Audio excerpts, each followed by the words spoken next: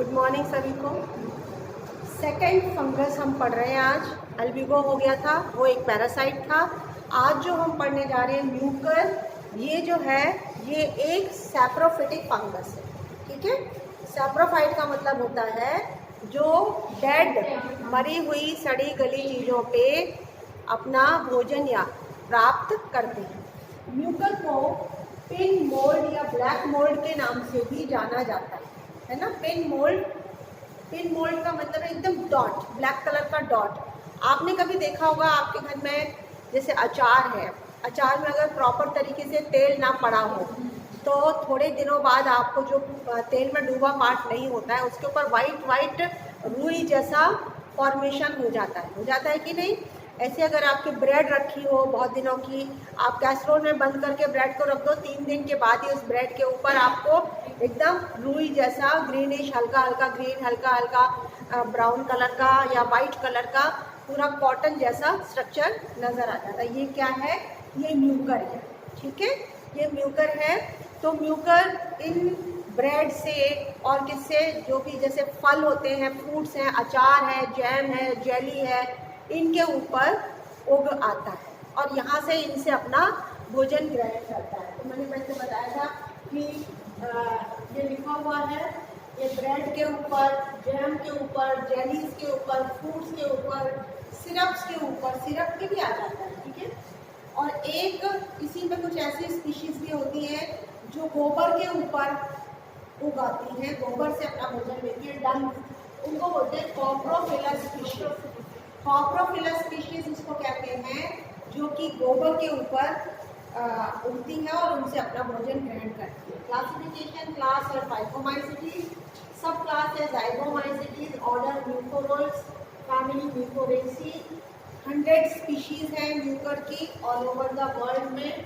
ठीक है, सिंपल जैसे इसको हम खुद भी, ये तो आपने तो देखा है घर पे भी अपने आप ही इन चीज़ों पे उगाता है, और नहीं भी उगे तो ब्रेड को रख दो 2-3 दिन के लिए नॉर्मल रूम टेम्परेचर पे। ये भी नहीं, फ्रिज में रखोगे तो नहीं आएगा, इसलिए मैंने बोला कि इसमें रूम टेम्परेचर। और अगर वहाँ रख दोगे, धूप में रख दोगे तो भी नहीं आएगा, क्योंकि वहाँ तो सूख जाएगी ब्रेड बिल्कुल सन से।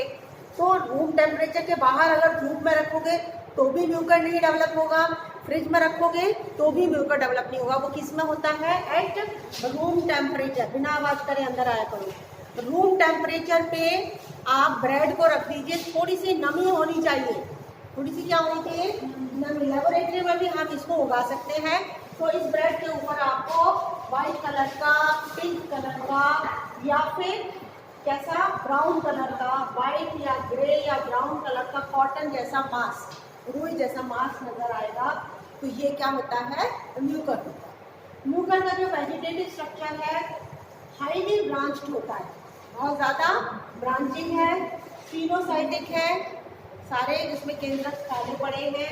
ठीक है, इसकी जो सेल वॉल है, सेल वॉल किस किस चीज़ की बनी हुई है? काइटिन, माइक्रोफाइब्रेट्स, कीटोसन, एक केमिकल है कीटोसन, पॉलीसैकेराइड्स, ठीक है, प्रोटीन्स, लिपिड्स, प्यूरिन, पिरामिडिन, ये बेसिस होती है, नाइट्रोजनस बेसिस, प्यूरिन या पिरामिड, और कुछ मिनरल्स भी पाए जाते हैं, कैल्शियम और मैग्नीशियम इसके अंदर, इसकी सेल वॉल के अंदर। इसके अलावा ये जो म्यूकर है, यदि ये खाने के साथ हमारे अंदर चला जाए तो इसकी कुछ स्पीशीज ऐसी होती है जो पॉइजनस होती है। कुछ स्पीशीज, 100 स्पीशीज बताई हैं, कुछ स्पीशीज ऐसी भी हैं जो पॉइजनस है। यदि वो आपके खाने के साथ आपके अंदर चली जाए या एनिमल्स खा लें तो एक बीमारी पैदा करते हैं जिसका नाम है म्यूकोरोमाइसिस। ये जो रोग है, डिजीज है, इसका नाम है म्यूकोरोमाइसिस। इससे क्या लंग्स में और ब्रेन्स में इन्फेक्शन हो जाता है, ब्रेन में और लंग्स में इन्फेक्शन हो जाता है। कई बार अपन ने देखा होगा फंगल इन्फेक्शन, डॉक्टर्स बोलते हैं ना आपकी खुजली चल रही है स्किन पे, आपके फंगल इन्फेक्शन हो गया। आपके यूरिनरी ट्रैक्ट में इन्फेक्शन हो जाता है, कई बार कहते हैं कि ये फंगल इन्फेक्शन। तो फंगल इन्फेक्शन जो करता है वो हमेशा सैप्रोफिटिक फंजाई ही करती है, पैरासिटिक फंजाई नहीं करती है। सैप्रोफिटिक फंजाई फंगल इन्फेक्शन करती है। तो ये वाली जो फंजाई है इससे भी इन्फेक्शन होता है, और म्यूकोरोमाइसिस डिजीज़ होती है जो आपके लंग्स को और ब्रेन को इन्फेक्ट करती है। और बहुत अगर ज़्यादा ही कोई डेंजरस स्पीशीज़ आपके अंदर चली जाती है तो डेथ भी हो जाती है।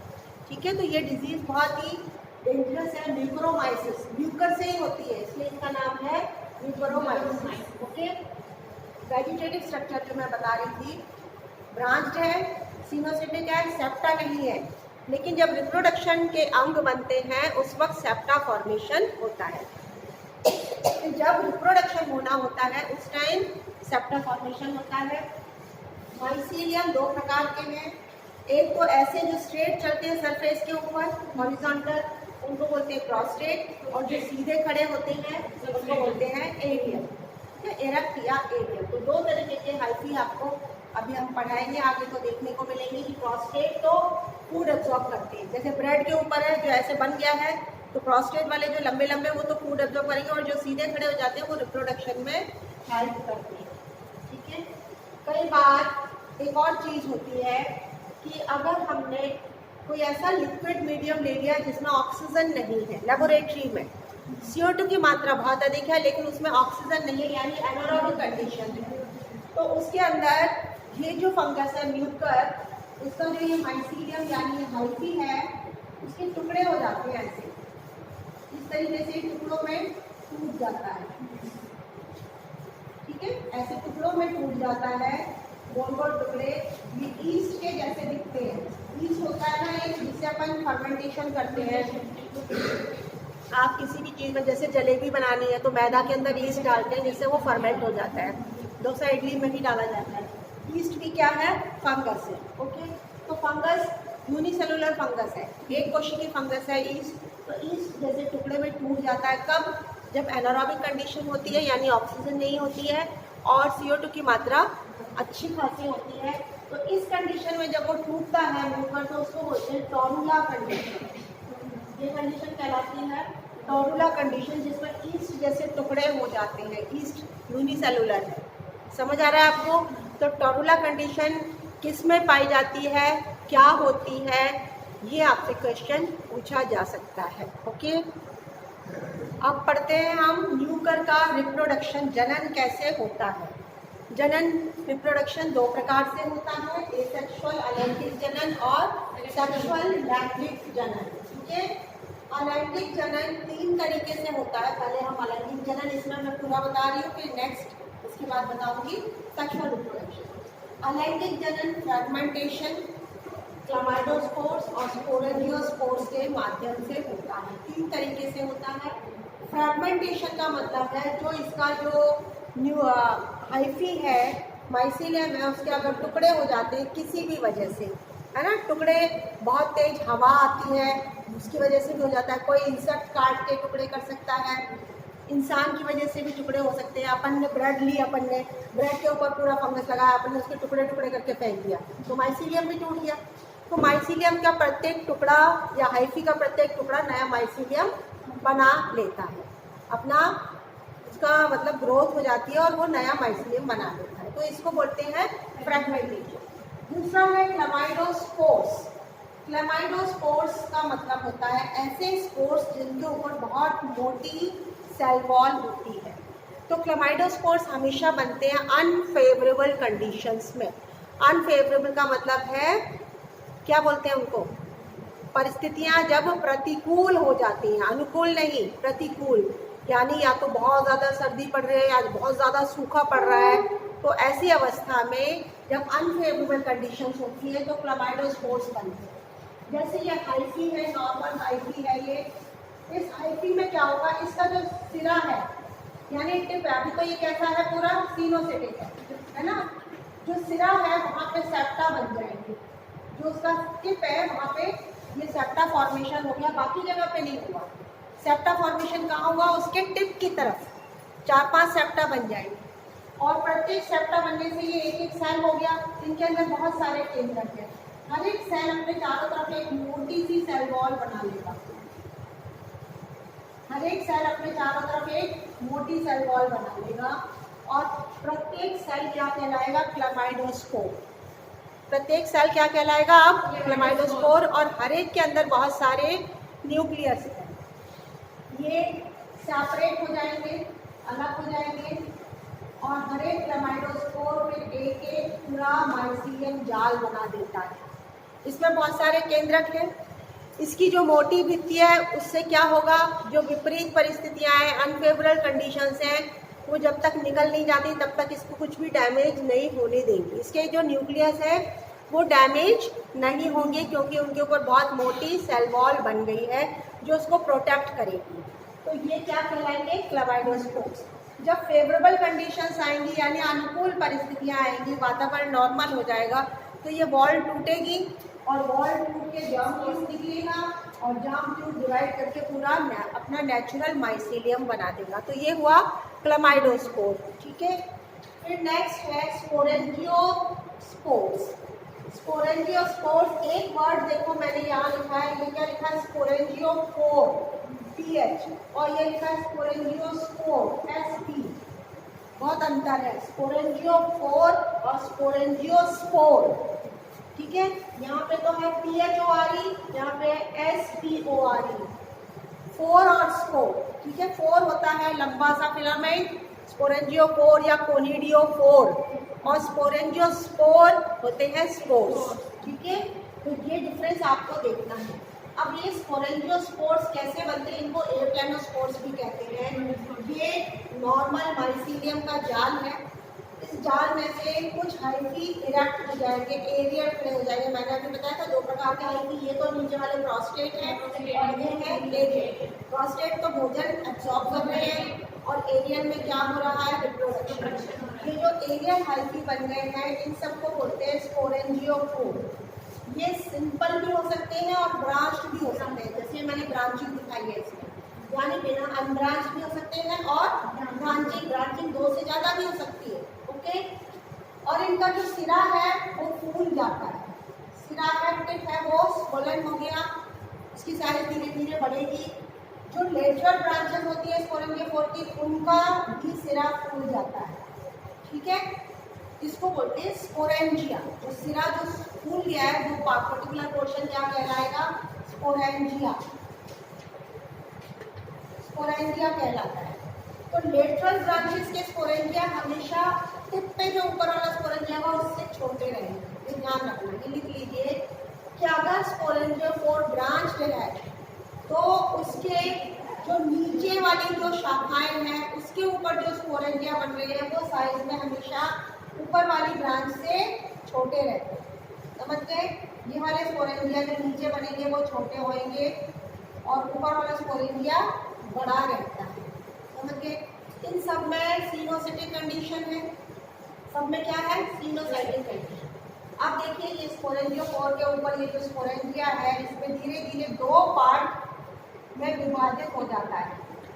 बाहर का पार्ट जो है उसमें सारे न्यूक्लियस इकट्ठे हो गए, बाहर वाले पोर्शन में सारे न्यूक्लियस इकट्ठे हो गए, साइटोप्लाज्म डेंस हो गया, और अंदर वाला पोर्शन है इसमें से एक भी केंद्रक नहीं है, एक भी न्यूक्लियस नहीं है, और बहुत सारे वैक्यूल हैं, रिक्टिफाइड हैं इसके, बहुत सारी क्या है इसमें, वैक्यूल्स।